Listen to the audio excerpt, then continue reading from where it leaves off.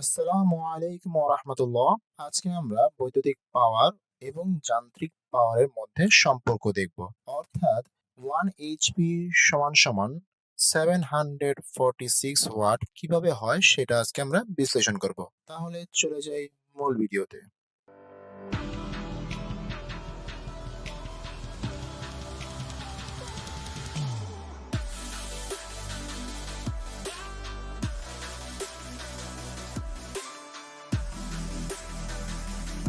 বৈদ্যুতিক পাওয়ার এবং যান্ত্রিক পাওয়ারের মধ্যে সম্পর্ক। প্রথমে আমরা দেখি হর্স ক্ষমতা কি অর্থাৎ এইচপি কাকে বলে। বলতেছে যে প্রতি সেকেন্ডে 550 ফুট পাউন্ড কাজ করার ক্ষমতাকে 1 হর্স ক্ষমতা বা এইচপি বলে। প্রতি সেকেন্ডেই 550 ফুট পাউন্ড কাজ করার যে ক্ষমতা, এই কাজ করার ক্ষমতাকেই বলতেছে কি 1 হর্স ক্ষমতা বা এইচপি।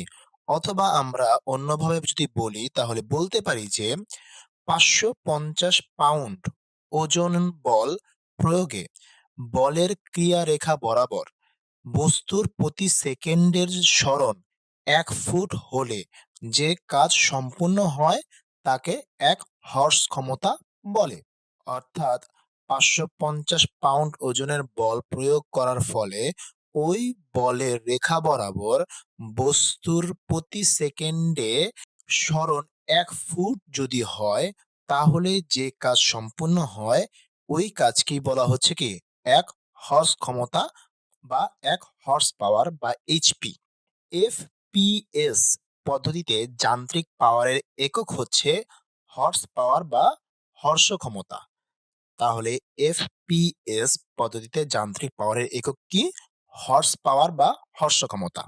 তাহলে আমরা বলতে পারি যে 1 হর্স শক্তি বা এইচপি সমান সমান কি? প্রতি সেকেন্ডে 550 ফুট পাউন্ড কাজ করার ক্ষমতা। অর্থাৎ প্রতি সেকেন্ডে যে 550 ফুট পাউন্ড কাজ করার যে ক্ষমতা সেটাই হচ্ছে কি 1 হর্স শক্তি বা 1 হর্স পাওয়ার। তাহলে 1 হর্স পাওয়ার বা 1 হর্স শক্তি বা 1 এইচপি সমান সমান কি লিখতে পারি আমরা?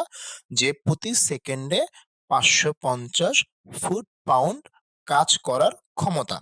এটাকেই যদি আমরা আরেকটু সাজিয়ে লিখি যে 1 হর্স ক্ষমতা বা 1 হর্স শক্তি বা 1 এইচপি সমান সমান কি 550 ফুট পাউন্ড পার কি সেকেন্ড। 550 ফুট পাউন্ড, এই যে ফুট পাউন্ড আর এই যে প্রতি সেকেন্ড, তাই কি পার সেকেন্ড এইভাবে লেখা হয়। প্রতি সেকেন্ডে এত ফুট পাউন্ড কাজ, তাহলে কি এত ফুট পাউন্ড পার সেকেন্ড। প্রতি সেকেন্ড বলতে পার সেকেন্ড, অর্থাৎ প্রতিটি সেকেন্ডে এত ফুট পাউন্ড অর্থাৎ 550 ফুট পাউন্ড কাজ করার যে ক্ষমতা তাই হচ্ছে 1 হর্স শক্তি। এখন এই ফুট পাউন্ডকে আমরা ভেঙে ভেঙে লিখি। এই 550 ফুট পাউন্ড পার সেকেন্ডকে আমরা নিয়ে যাব কি গ্রাম সেমি পার সেকেন্ড, অর্থাৎ শুধু এককের পরিবর্তন হওয়ার কারণে এই 550 এর সাথে এই সংখ্যাগুলো কি গুণ আকারে বসে গেছে। শুধু কি আমি ফুট পাউন্ড এইটাকে কি গ্রাম সেমিতে রূপান্তর করব। তাহলে প্রথমেই কি আমাদের যে 1 ফুট সমান সমান কি 12 ইঞ্চি, তাহলে আমরা কি দিয়ে গুণ করলাম? 12 দিয়ে গুণ করলাম, অর্থাৎ এই ফুটকে আমি কিতে নিয়ে গেলাম? ইঞ্চিতে নিয়ে গেলাম। এখন এই ইঞ্চিকে আমি নেব কি সেমিতে, অর্থাৎ 1 ইঞ্চি সমান সমান কি 2.54 সেমি। তাহলে কি হলো? এই 1 ফুটকে আমি কি এই সেমিতে নিয়ে গেলাম। এই সেমিটাই এখানে বসানো হয়েছে। তাহলে 1 ফুট সমান সমান কি 12 ইঞ্চি এবং এই ইঞ্চিকে অর্থাৎ 1 ইঞ্চি সমান সমান কি 2.54 সেমি। এই 2.54 সেমি। তাহলে 12 ইঞ্চি এবং 2.54 সেমি এটা কিন্তু বসে গেল কি আমি এই ফুট থেকে সেমিতে রূপান্তর করার কারণে। এবং এই যে পাউন্ড আছে এই পাউন্ডকে আমি কিতে নিয়ে যাব? গ্রামে নিয়ে যাব। আমরা জানি যে 1 পাউন্ড সমান সমান 453.6 গ্রাম। সেই 453.6 গ্রাম কিন্তু এখানে বসেছে। কিসের কারণে? এই পাউন্ডকে আমি কি গ্রামে রূপান্তর করেছি। তাহলে এই ফুট পাউন্ডকে গ্রাম সেমিতে রূপান্তর করার কারণে এই 550 এর সাথে 12, 2.54 এবং 453.6 এগুলো কিন্তু গুণ আকারে বসছে। কেন বসছে সেটা কিন্তু আমরা এইখানে বিশ্লেষণ করেছি। এইটাকে আমরা যদি আরেকটু ভেঙে বিশ্লেষণ করি তাহলে বুঝতে আরো সহজ হবে। তাহলে আমাদের কি ছিল? এক হর্স শক্তি সমান 550 ফুট পাউন্ড পার সেকেন্ড অর্থাৎ 550 ফুট পাউন্ড পার সেকেন্ড। এখন আমরা এই 550 ফুট পাউন্ড সেকেন্ডকে পাউন্ড ইঞ্চিতে রূপান্তর করব। তাহলে আমরা জানি যে ১ ফুট সমান কি ১২ ইঞ্চি। তাহলে ৫৫০ এর সাথে ১২ গুণ করে দিয়ে কি আমরা এই ফুটকে ইঞ্চিতে নিয়ে গেলাম। পাউন্ড আর সেকেন্ড কিন্তু যার মতো সেখানেই আছে। তাহলে কি ১২ দিয়ে গুণ করার কারণে আসলো কি পাউন্ড ইঞ্চি পার সেকেন্ড। অর্থাৎ এই পাউন্ড পাউন্ডের জায়গায় থাকলো, সেকেন্ড সেকেন্ডের জায়গায় থাকলো। শুধু ফুট থেকে ইঞ্চিতে কনভার্ট করা হইছে। অর্থাৎ ১ ফুট থেকে ১২ দিয়ে গুণ করে ইঞ্চিতে রূপান্তর করা হইছে। এখন আমরা এই ইঞ্চিকে কোথায় নিয়ে যাব? সেমিতে নিয়ে যাব। তাহলে আমাদের কত দিয়ে গুণ করতে হবে? ২.৫৪ অর্থাৎ 2.54 দ্বারা গুণ করলে এই ইঞ্চি সেমিতে চলে যাবে। কারণ আমরা জানি কি ১ ইঞ্চি সমান 2.54 সেমি। তাহলে এই ইঞ্চি সেমিতে চলে আসার কারণে কি 2.54 সেমি দ্বারা কি হয়েছে? গুণ আকারে বসে গেছে। আমরা তাহলে এই ফুট থেকে সেমিতে কিন্তু নিয়ে এসেছি। এখন আমরা পাউন্ডকে কনভার্ট করব। তাহলে আমরা জানি যে ১ পাউন্ড সমান 453.6 গ্রাম অর্থাৎ ৪৫৩.৬ গ্রাম। এই পাউন্ড থেকে আমরা কি গ্রামে নিয়ে আসলাম কত দিয়ে? ৪৫৩.৬ গ্রাম দিয়ে কি আমরা পাউন্ড থেকে গ্রামে নিয়ে আসছি। ঠিক এই জিনিসটাকে কিন্তু আমরা কি এই ২ টা লাইন বাদ দিয়ে ডাইরেক্ট কি এই একটা লাইন ওইখানে বসায় দেওয়া হইছে। তাহলে সেই একটা লাইন কিভাবে আসছে? এই জায়গায় কিন্তু একেবারে ভেঙে দেখানো হইছে। আমি এই ২ টা লাইন ব্যবহার করলেও করতে পারি, আর না করলে কিন্তু আমি ডাইরেক্ট এই লাইনটা বসায় দিলেও কিন্তু কি হয়ে যাবে। ঠিক ওইখানে শুধু এই একটা লাইনই ওইখানে দেখানো হইছে। ঠিক আছে? তো এইখানে কিন্তু আমরা কিন্তু সবগুলো কি ভেঙে দেখাইছি। অর্থাৎ ফুট থেকে ১ম এ ইঞ্চিতে নিছি ১২ দিয়ে গুণ করছি। ইঞ্চি থেকে সেমিতে নিছি ২.৫৪ দিয়ে গুণ করা হইছে এবং পাউন্ডকে যখন আমরা গ্রামে কনভার্ট করছি তখন কি ৪৫৩.৬ দ্বারা গুণ করা হইছে। কারণ কি আমরা জানি কি ১ ফুট সমান ১২ ইঞ্চি, ১ ইঞ্চি সমান ২.৫৪ সেমি এবং ১ পাউন্ড সমান কত? ৪৫৩.৬ গ্রাম। তাহলে এই লাইনটা কিভাবে আসলো? আমরা কিন্তু একেবারে ভেঙে দেখাইয়া দিয়েছি। আশা করি এই লাইনে আর কোনো সমস্যা নেই। এরপরে দেওয়া আছে কি যে আমরা যদি এই ৪ টাকে গুণ করি তাহলে আসে কত? ৭৬,০৪,১৫০.৪ গ্রাম সেন্টিমিটার পার কি? সেকেন্ড।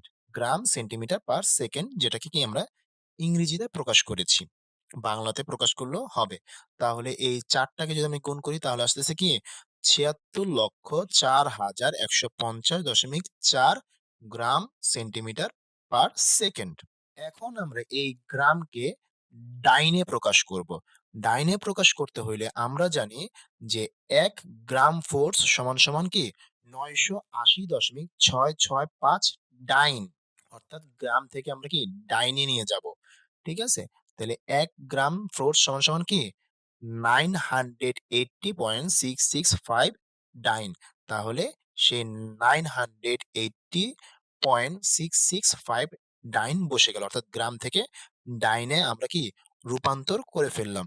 এখন যদি আমরা গুণ করি তাহলে কি আসে? ৭৪৫,১২২.০১৬ ডাইন সেন্টিমিটার পার সেকেন্ড। যদি এটাকে কি গুণ করা হয়, আমরা এই যে দশমিকটা যে ২ এর পরে আছে এই দশমিকটাকে কি আমরা এই ৭ এর এইখানে নিয়ে আসবো। তাহলে কয় ঘর আগে নিয়ে আসবো? ১, ২, ৩, ৪, ৫, ৬, ৭, ৮, ৯ অর্থাৎ ৯ ঘর আগে এই দশমিকটাকে বসাবো। কিভাবে বসাবো? এইভাবে বসাবো। অর্থাৎ 7.457 ইন্টু কি কয় ঘর আগে বসছে? ৯ ঘর। তাহলে 10 to the power 9 dine centimetre per second. এইভাবে আমরা এইটাকে লিখতে পারি। এত বড় সংখ্যাটাকে আমরা ছোট আকারে এইভাবেই লিখতে পারি যে কয় ঘর আগে বসছে? ৯ ঘর আগে। তাই কি 7.457 into 10 to the power 9 9 centimetre per second. তাহলে বড় সংখ্যাটা কি আমাদের ছোট হয়ে গেল। এখন এখানে দেখা যাচ্ছে কি 7.457, তাহলে 457 5 যদি হয়ে থাকে তাহলে সেই জায়গায় 5 এর পরে আমরা শুধু 6 বসাই দিতে পারি। তাহলে আমরা এটাকে এইভাবে লিখতে পারি যে 7.46 into 10 to the power 9 9 centimetre per second. যেহেতু কি এখানে 5 হয়ে গেছে। যেহেতু 5 হয়ে গেছে সেটাকে কি আমরা এক ঘর বাড়িয়ে 6 করে দিয়ে কিন্তু আরো ছোট আকারে এই সংখ্যাটাকে প্রকাশ করতে পারি। অর্থাৎ এইটাকে সমান্তরাল কি এইটা আমরা বলতে পারি। তাহলে এই যে 7.457 এটাকে কি লেখা যায়? 7.46 আর 10 টু দি পাওয়ার 9 কিন্তু সেটা রয়েই গেছে। হ্যাঁ? তাহলে আমাদের একক কিতে আসলো? 9 সেন্টিমিটার পার সেকেন্ড। তাহলে আমরা এক হর্ষ শক্তি সমান সমান কি পেলাম? 7.46 into 10 to the power 9 centimetre per second পেলাম। এখন এইটাকে আমরা কি আর্গে প্রকাশ করব। আমরা জানি যে এক আর্গ সমান সমান 1 ডাইন সেন্টিমিটার, অর্থাৎ এই যে ডাইন সেন্টিমিটার, এই এক ডাইন সেন্টিমিটার সমান সমান কি 1 আর্গ। হ্যাঁ, ই আর জি বা বাংলায় স্বরে আ গয় রেফ যেটা আর্গ বলা হয় সেটাও আমরা লিখতে পারি যে আর্গ পার সেকেন্ড, সেটা আমরা লিখতে পারি। তাহলে এক ডাইন সেন্টিমিটার সমান সমান কি এক আর্গ, সেটাই আমরা কি ডাইন সেন্টিমিটার জায়গায় আর্ক লিখে দিলাম। তাহলে আমাদের আসলো কি 7.46 into 10 to the power 9 arc per second. এখন আমরা এই আর্ককে জুলে প্রকাশ করব। তাহলে কি আসবে? যে 7.46 ইন্টু 10 টু দি পাওয়ার 9, এই আর্ককে যদি আমি জুলে প্রকাশ করি তাহলে 10 ইনভার্স 7 কেন আসলো সেটা আমরা একটু দেখি। আমরা জানি যে 1 জুল সমান সমান 10 টু দি পাওয়ার 7 আর্গ। ঠিক আছে? যেহেতু জুল বড় একক আর আর্ক কি ছোট একক, তাহলে 1 জুল সমান সমান কি 10 টু দি পাওয়ার 7। যেহেতু আমাদের আর্ক থেকে জুলে যাবে অর্থাৎ ছোট একক থেকে বড় এককে যাবে, তাহলে আমরা লিখতে পারি যে 1 আর্গ সমান সমান কি 1 by 10 to the power 7 joule বা 10 ইনভার্স 7 জুল। যেহেতু কি আমরা আর্গ থেকে জুলে যাব, তাহলে এইটাকে এইভাবে লিখতে হবে যে 1 আর্গ সমান সমান 1 by 10 to the power 7 joule বা 10 ইনভার্স 7 জুল। ঠিক এখানে কিন্তু এই 10 ইনভার্স 7 জুলটাই এখানে কি গুণ করা হয়েছে। কারণ কি এই ছোট একক থেকে আমরা বড় এককে যাচ্ছি, সেহেতু কি এই হয় ভাগ আকারে বসবে না হলে ইনভার্স আকারে বসবে। আমরা ভাগ আকারেও কিন্তু এটা লিখতে পারি। ভাগ আকারে লিখলে কিরকম হবে? দেখতে অনেকটা এরকম হবে যে 7.46 ইন্টু 10 টু দি পাওয়ার 9 এটা কিন্তু রয়ে গেছে। নিচে কি বসলো? 10 টু দি পাওয়ার 7 এইটা বসছে, হ্যাঁ? ভাগ আকারে বসছে। ভাগ আকারে বসলে ইনভার্স উঠে যাবে। আর যদি আমি এই ভাগ আকারে না লিখে গুণ আকারে লিখি তাহলে কিন্তু এই ইনভার্স চলে আসবে। কারণ আমরা জানি কি ভাগ থেকে যদি আমি গুণ আকারে লিখতে চাই সেটা কি ইনভার্স আকারে বসে। ঠিক আছে? তো সেটা হয় আমরা এইভাবে লিখতে পারি আর না হলে এইভাবে লিখতে পারি। যেকোনো একভাবে লিখলেই কিন্তু আমাদের হবে। যেকোনো একটা লিখলেই চলবে এখানে। এখন যদি আমরা এটাকে একটু ক্যালকুলেশন করি তাহলে কি দেখা যাবে? যে 10 টু দি পাওয়ার 9 এবং 10 টু দি পাওয়ার 7, তাহলে 10 টু দি পাওয়ার 9 কে যদি আমি 10 টু দি পাওয়ার 7 দিয়ে কাটি তাহলে কি থাকবে? 10 টু দি পাওয়ার 2 থাকবে। অর্থাৎ 9 থেকে যদি 7 চলে যায় তাহলে কি থাকবে? 2 থাকবে। ঠিক এখানেও। এখানে কি 10 টু দি পাওয়ার 9 আছে আর এখানে কি 10 ইনভার্স 7 আছে। অর্থাৎ এই 9 থেকে যদি 7 কি বাদ যায় তাহলে কি সেই 2 থাকে। এখানে কেটে দেখানো হয়েছে আর এখানে কি যোগ আকারে দেখানো হয়েছে। যোগ বিয়োগ করে দেখানো হয়েছে। ঠিক ২ টা কিন্তু একই, হ্যাঁ? যেইটা বুঝতে সুবিধা হয় সেইটা বুঝলেই হইল। অর্থাৎ মূল জিনিসটা বুঝলেই হইল। ঠিক আছে? এখানে কেটে বুঝলেও চলবে বা এখানে যোগ বিয়োগ করেও বুঝলেও চলবে। যেটা সহজ মনে হয় আমি এখানে ২ টাই দেখাই দিছি। 10 টু দি পাওয়ার 7 থেকে যদি 10 টু দি পাওয়ার 9 বাদ দিই তাহলে কি 10 টু দি পাওয়ার 2 থাকে। ঠিক আছে? তাহলে আমরা লিখতে পারি যে 7.46 into 10 to the power 2 joule per second. এখন এই 10 to the power 2 কে যদি আমরা পূর্ণ সংখ্যাতে বসাই তাহলে কি দেখা যাবে? 7.46 ইন্টু কি 10⁻² মানে কি 100, 10⁻² এর মানে কি হচ্ছে 100, তাহলে joule per second, 100 joule per second. এখন এটা থেকে যদি গুণ করা হয় যে 7 ইন্টু 46 ইন্টু 100, তাহলে কি আসবে 746 জুল পার সেকেন্ড, অর্থাৎ 746 জুল পার সেকেন্ড। এই 746 জুল পার সেকেন্ড, এই জুল পার সেকেন্ডকে আমরা কি জানি, ওয়াট জানি। তাহলে এই জুল পার সেকেন্ডের জায়গায় আমরা ওয়াট লিখতে পারি। তাহলে আমরা লিখতে পারি যে 1 এইচপি অর্থাৎ 1 হর্স শক্তি সমান সমান 746 ওয়াট, অর্থাৎ 746 ওয়াট। তাহলে 1 হর্স শক্তি বা 1 হর্স পাওয়ার বা 1 এইচপি সমান সমান কত ওয়াট? 746 ওয়াট। এইটা কিন্তু খুবই গুরুত্বপূর্ণ একটি বিষয় যে 1 হর্স ক্ষমতা বা 1 হর্স শক্তি বা 1 এইচপি সমান সমান কত ওয়াট? 746 ওয়াট। ওয়াট কি? ছোট একক। আর ওয়াট কিসের একক? পাওয়ারের একক। কিসের পাওয়ার? বৈদ্যুতিক পাওয়ারের একক। তাহলে এইটাই কিন্তু এখানে সম্পর্ক, যে যান্ত্রিক শক্তি এবং বৈদ্যুতিক শক্তির মধ্যে এটাই হলো সেই সম্পর্ক। এইচপি হচ্ছে কি যান্ত্রিক শক্তির একক, আর ওয়াট হচ্ছে কি বৈদ্যুতিক শক্তির একক। আমরা কিন্তু জানি এটা। তাহলে 1 যান্ত্রিক শক্তি সমান সমান 746 বৈদ্যুতিক শক্তি, ঠিক আছে? অর্থাৎ 1 এইচপি সমান সমান 746 ওয়াট। এই ওয়াট হচ্ছে কি বৈদ্যুতিক শক্তির ছোট একক। এটাকে যদি আমরা বড় এককে প্রকাশ করি, তাহলে আমরা লিখতে পারি যে 0.746 কিলোওয়াট। অর্থাৎ এই ছোট একক থেকে বড় এককে আমরা কি রূপান্তর করলাম। এইটাকে 1000 দ্বারা কি করা হয়েছে? ভাগ করা হয়েছে। অর্থাৎ ছোট একক থেকে বড় এককে গেলে কি হয়? ভাগ আকারে হয়। ঠিক এইখানে যে আমরা একটু দেখেছিলাম যে আর্ক ছিল কি ছোট একক। এই ছোট একক থেকে যখন আমি বড় এককে গেছি, তখন কি হইছে? হয় ইনভার্স আকারে হইছে, আর নাহলে কি ভাগ। ভাগ মানেই হলো ইনভার্স, ঠিক আছে? ভাগ আকারে বসছে। এই যে 10⁻7 টা কি এসছিল এখানে ভাগ আকারে বসছিল। কারণ কি? এই আর্ক ছিল কি ছোট একক আর জুল ছিল কি বড় একক। তাহলে ছোট একক থেকে বড় এককে যখন আমরা রূপান্তর করি, তখন কি ভ্যালুটা অর্থাৎ মানটা কি আকারে বসে? ভাগ আকারে বসে। ঠিক আছে? ঠিক একইভাবে এই ওয়াটটা হচ্ছে ছোট একক আর কিলোওয়াটটা হচ্ছে কি বড় একক। কত? 1000। 1 কিলোওয়াট সমান সমান 1000 ওয়াট। তাহলে সেই 1000 দিয়ে কি হবে? এটা ভাগ আকারে বসবে। ভাগ আকারে বসলে কি হবে? 0.746 কিলোওয়াট হবে। আমরা এই দুইটাই কিন্তু লিখতে পারি যে 1 এইচপি সমান সমান 746 ওয়াট অথবা 0.746 কিলোওয়াট।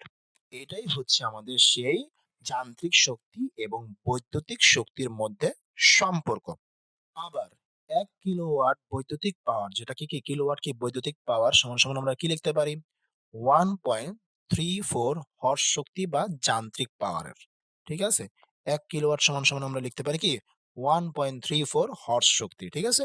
বা এইচপিও লিখতে পারি। তাহলে এটাই হচ্ছে কি আমাদের বৈদ্যুতিক পাওয়ার এবং যান্ত্রিক পাওয়ারের মধ্যে সম্পর্ক। এইটা কিন্তু খুবই গুরুত্বপূর্ণ একটি সম্পর্ক বা প্রমাণ, ঠিক আছে? যেটা প্রায় কি পরীক্ষাতে আসতে দেখা যায়। আর অবশ্যই এটা আমাদের মনে রাখতে হবে যে 1 এইচপি সমান সমান কি 746 ওয়াট, অর্থাৎ 746 ওয়াট। 1 এইচপি সমান সমান 746 ওয়াট। এটা অবশ্যই মনে রাখতে হবে। Thanks for watching. ভিডিওটি যদি ভালো লেগে থাকে তাহলে লাইক দিন, কমেন্ট করুন এবং বন্ধুদের সঙ্গে শেয়ার করুন।